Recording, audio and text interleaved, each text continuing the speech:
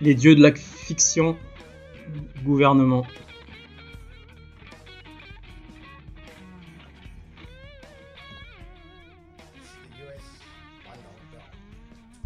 Donc ça c'est un billet privé, le dollar américain de la Fed US, Federal Reserve aux États-Unis. C'est certainement pas les États-Unis d'Amérique. C'est une banque détenue par les Rothschild. Et cette banque Rothschild détient des succursales dans le monde entier, ce qui inclut la Fed australienne, la Réserve fédérale australienne, qui est une succursale de la Réserve fédérale américaine, ainsi que ses autres succursales comme la Banque du Commonwealth d'Australie et toutes les autres banques. Donc elles sont tous détenues, sont tous la propriété privée de la banque mère, la Réserve fédérale américaine. Et cette banque mère est le trustee, le fiduciaire, pour le Vatican. Et le mot juif, là je mettrai les liens dans la description. Ici, tribunal juif, court en anglais étant tribunal. Donc un facteur de cour de tribunal ou un clerc de tribunal, un banquier juif, un juif de cour. Donc c'est eux qui géraient les actifs financiers administratifs des nobles et princiers européens, mais surtout allemands. Donc ils faisaient un peu office de hauts fonctionnaires vers 1600. C'est ces commerçants qui viennent à la rescousse de la division du Saint-Empire romain, et donc c'est Meyer Amschel Rothschild. Bien sûr, tout cela en essence de privilèges et d'anoblissement. Donc si c'est bien ça, eh bien, on parle des juifs du Vatican, les juifs vaticanais. Le truc bizarre par rapport à ce billet de $1 américain, donc on voit bien que c'est écrit « In God we trust », donc en Dieu nous avons confiance, trust étant la fiducie aussi. Et donc j'ai demandé à beaucoup de gens, où est-il dit, où est-il écrit, en anglais, en Dieu nous faisons confiance. Et on me répond tout le temps, bah, c'est marqué là en gros. Non, moi je dis ok, ouais, j'arrive pas à le voir. Mais en fait c'est pas écrit en anglais. Hein.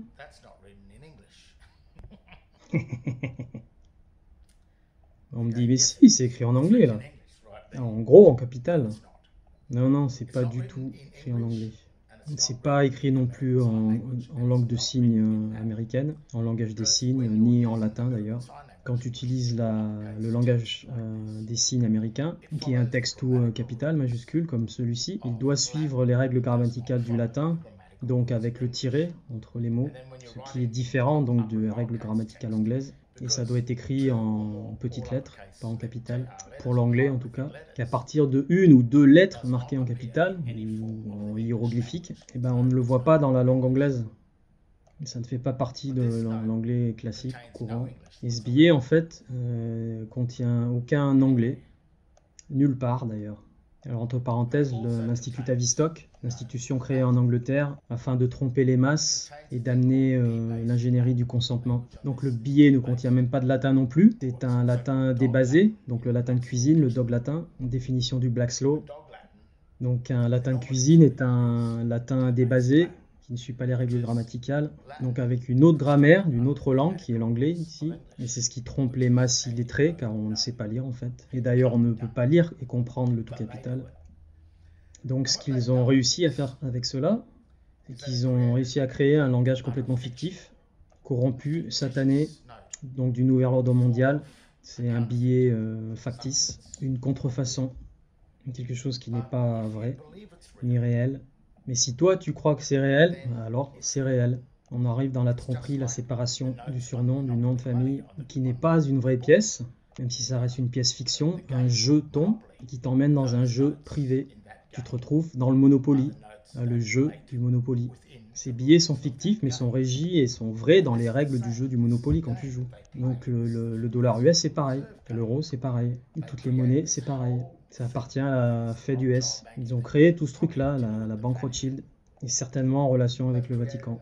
Ils ont créé un système interne entier de monnaie où tu dois consentir à jouer au jeu et donc accepter les règles du jeu. Et donc comprendre le consentement, c'est sortir du jeu, comprendre les règles. Tous les adjectifs qui définissent débasé sont les pires des adjectifs. Hein. Un péché, une tromperie, criminel, tous les mots les plus pourris. Sata sache mot débasé. Corrompu, bâtard, indécent, obscène, pollué, pourri, vicié, dégénéré, perverti, abandonné, débauché, immoral. Donc ce dieu qu'il vénère sur ce billet, God, c'est une illusion. Et si Lucifer est le dieu de l'illusion, le dieu des illusions, donc on en revient à Baphomet, à Baal, dieu païen, payant, Satan, Moloch. Donc c'est le dieu que eux considèrent sur ce billet. Et si tu fais partie de ces sous-divisions et de toutes ces succursales, comme Wall Street, où là on voit le taureau qui est Moloch et Lucifer, donc les autres succursales comme le Commonwealth de l'Australie, toutes les entreprises, les régions, les États, le Queensland, l'État du Victoria, l'État de la Nouvelle-Galles du Sud, l'État de l'Australie de l'Ouest. Donc si tu fais partie d'un de ces États, en fait, c'est pas vraiment des États, c'est des succursales, sociétés privées de la Réserve fédérale américaine. Et eux vénèrent le dieu Baal ou Baphomet, Satan. Satan t'habite. Et donc Satan est relié à Saturne,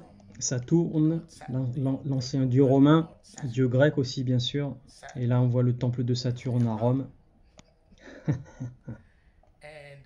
Et pour l'Australie, en 1973, l'Australie a signé le traité de l'Unidroit du Vatican, de Rome, le traité de Saturne.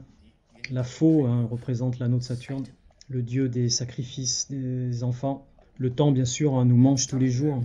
Le temps, c'est de l'argent. Et donc, c'est ce que ce billet vous dit, il vous explique dans sa symbologie.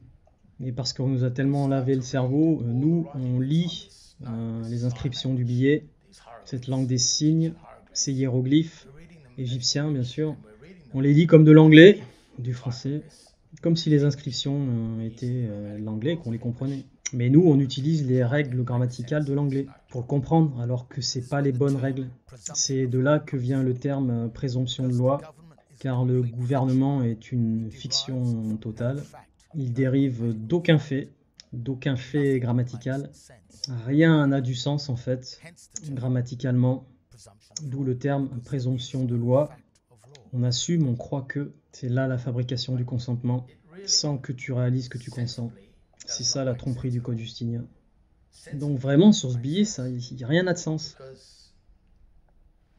En fait c'est une grosse arnaque, une tromperie, un tour de passe-passe, une triche, un attrape-nigo, un piège, un traquenard pour t'attraper, te prendre, t'entreprise, t'enfermer dans une société fictive, société privée, un contrat social privé qui n'est pas la vraie société. Tout cela relié à ton droit de naissance, ton patrimoine de naissance, c'est-à-dire toute la richesse terrestre à laquelle tu as le droit gratuitement et qui est mis dans ce trust, in God we trust, cette fiducie, sous sein privé. Ils t'ont fait basculer de la vraie société, la terre, vers sa société privée fictive. Construction mentale, par derrière, il te pique toutes tes richesses. La vraie terre, toutes les richesses minérales et énergétiques, toutes les nations converties en profit par les banquiers internationaux, c'est de la piraterie. Tout cela va dans ces comptes de gouvernement et états fictifs, simplement parce que tu es illettré grammaticalement et que tu ne peux pas voir cette fiction. Parce que tu crois que ce que tu vois est vrai, tu crois que ce billet est vrai, réel, qu'il a du pouvoir. Mais ce n'est pas de la vraie monnaie. C'est la langue, le langage gnostique de Lucifer. Un billet fictif. Et ce billet te le dit, avec les symboles maçonniques. Il vénère Satan, qui a créé ça. Saturne, c'est pour ça que le temps c'est de l'argent. Et ils te le disent sur le billet que c'est une fraude. L'ingénierie du consentement, définie en 1947 par le maître et créateur des relations publiques au Public Relations, l'Autrichien-Américain pionnier Edward Bernays, dans l'art de manipuler les gens sans qu'ils s'en rendent compte pour obtenir leur consentement tacite.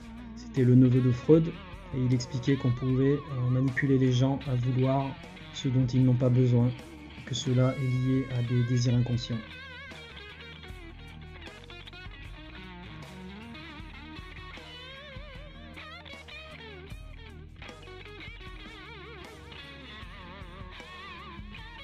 Voilà, fin de la vidéo, les dieux de la fiction du gouvernement. Super vidéo de Romley comme d'hab. La musique aussi, super. Donc si vous voulez lui faire un don, achetez sa musique, il y a un lien sous la vidéo originale. Donc si vous jouez le jeu de leur fausse monnaie, c'est qu'à un moment dans le temps, vous avez consenti Et ce jeu est joué dans un langage débasé, qui est une fiction, une corruption, une fraude. Traduction, adaptation aussi, hein. Jackfruit. Jackfruit.